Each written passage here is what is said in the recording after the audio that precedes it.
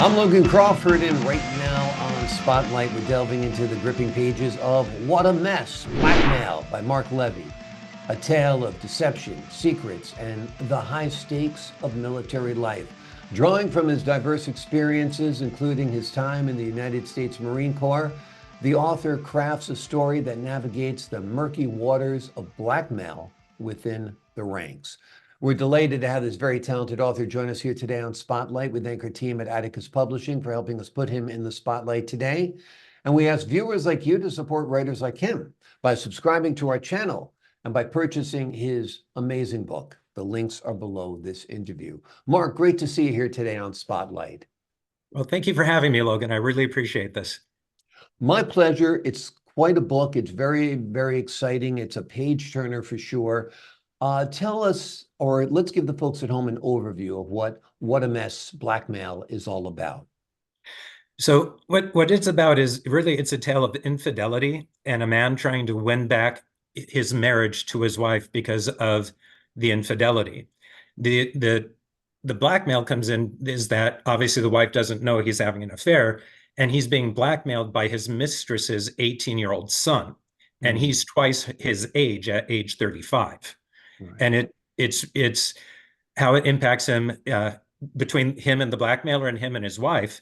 But the interesting thing, as I was writing the story, is that it's not a generic, blackmail type of story. Everyone gets something positive out of the book on there, because I didn't want to go through the old tropes from like the 1950s, 60s, 70s, where blackmail or an affair tears a family apart. I wanted to try something different where the affair caused the man to rethink how he behaves with his wife and how he behaves with his friends and how that improves his relationship with his friends and his wife. Interesting. It's an interesting take. It's an interesting spin, like you said, on an old trope, but with a 2024 twist.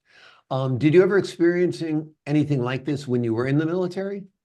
No, I did not in regards to there. I was pretty much squeaky clean in the military on it right there. I went in single, I came out single, so I didn't have any relationships during that time. But I wasn't looked saying it around was and you thought, caught up in the mess. I was thinking maybe you witnessed it with other guys or something like yeah, that. no, but there are a lot of weird things that were going on during that time. And it's really bizarre. In the military, having an affair is big time no. There's a lot of things that you would think you can get away with, but that's one of the things, that is a no, especially in the Marine Corps. It's honor, integrity, esprit de corps. Having an affair is spitting in the face of all of that. So that, at least on the Marine Corps side, it comes down pretty hard. But the book is actually set in the Army. And so that's where it kind of diverges from my experiences on there. Because when I was in Somalia, my unit was actually one of the first units to go to Somalia for Operation Restore Hope in December of 1992. But in February of 1993, we had a two-man team from the Army Psychological Operations join our unit for about 3 weeks. And, Marines have a reputation of being some insane people in regards to there. These two guys made us look sane. And it's like, I'm thinking, I want to get to know these guys better. So we just struck up a friendship and they just really impressed me. And for years, I just thought about them over and over again. And I was able to hookup's the wrong word. Let me rephrase that on it right there. I was able to find one of them on Facebook again, and we became friends and just started catching up with each other on it. So just their association had an impact on me also in regards to that. Tell us about crafting the character of Captain Jim Clinton. So Jim Clinton started out very, very two-dimensional in regards there. Just a guy, good looking, does well in his job, top of his field as an interrogator with the psychological operations. And when it comes to his sexual prowess, he's, how can I say this in a way that doesn't offend people, but he's more than average in certain aspects of what he can do in regards to there. And because of that, he kind of built up in his own mind that he's kind of king of, cock of the walk, king of the hill type thing, and everything goes his way, and things tend to blend that way for him until he met Matt on there, which is the 18-year-old kid who outmans him in more ways than one in regards to that, which kind of knocks him off his pedestal as being the big jock on campus.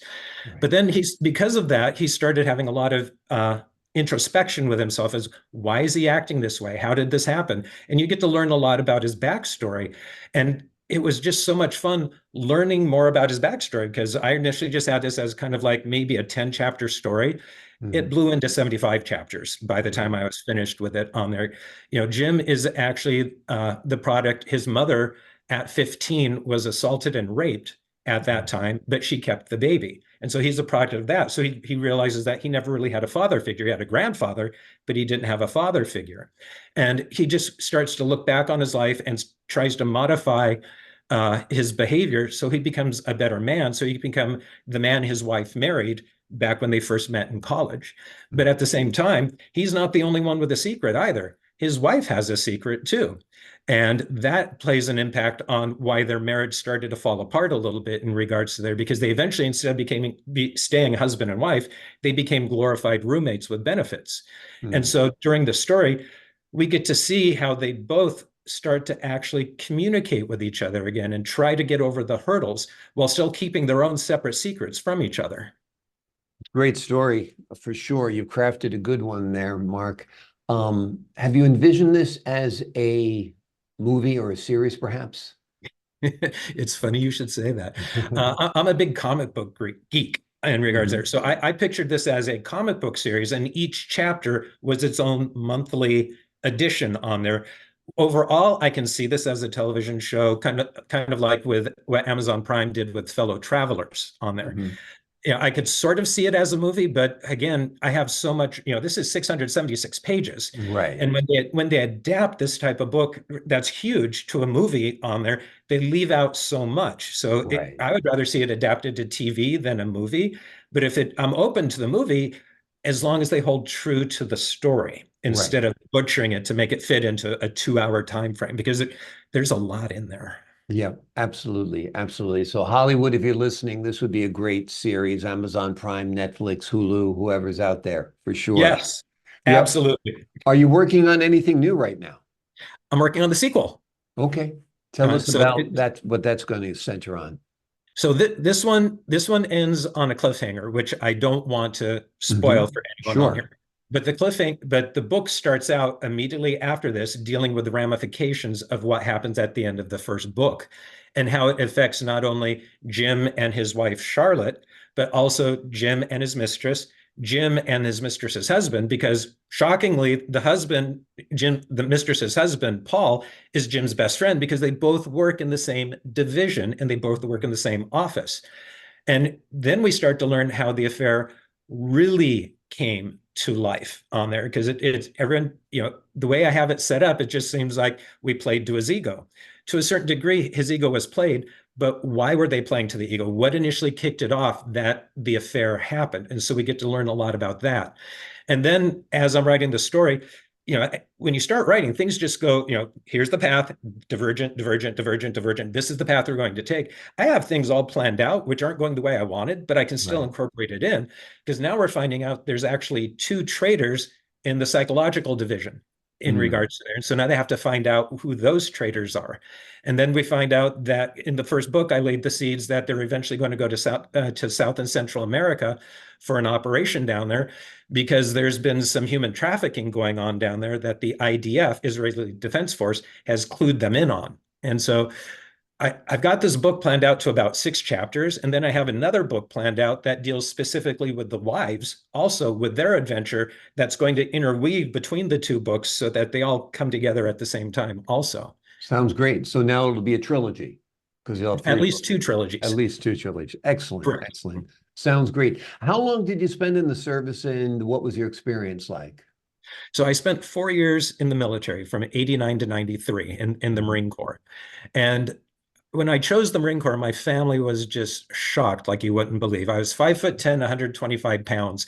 I was able to run like the wind because the bullies were chasing me. But if the wind was against me, I couldn't run very fast in regards to Right. that.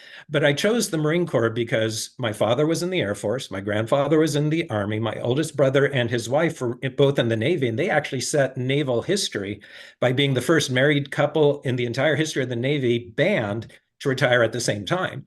So if I went to any of those guys, those branches, I would always be compared to them. Mm. So I went to the Marine Corps because no one else was in the Marine Corps. But more importantly, the Marine Corps would give me a body. That's When I left amazing. boot camp, I was actually 5'10", 155 pounds. I put 30 pounds of muscle on in my 3 months in the boot camp on it right there. And Amazing. it was Amazing. so much fun and so different than what I was expecting.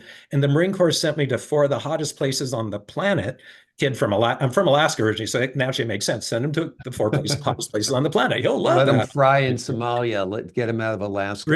Now, Somalia was dry heat, so that was okay. Put me with humidity, and then I'm just dead at that Yeah, point. yeah, But amazing. I always encourage people, if you have a choice to go into the military, go into the military. You will learn so much about what the real world is like. You Yeah, won't learn it, going to your job. You won't learn it going to college. You want to know what the world is like? Join the military, go overseas, meet other people, experience it for yourselves. yeah. I think you're very, very right about that. I mean, everybody, and I've worked with so many guys that were in the military. A lot of our photographers in the business started out working in the military, and they do have a worldliness about them that most people don't have. They've seen more of life, they've seen more of death. It is an eye-opening experience for sure. And that camaraderie of, I've got your back, Mhm. for real. I think it's important. It does shape the man, it does shape the person, it does shape the woman nowadays as well, too. What a great book. It's called What a Mess, Blackmail by Mark Levy. It's a terrific read. It is a tale of deception, secrets, and the high stakes of military life. It's a book you won't want to put down, but when you do, there is good news.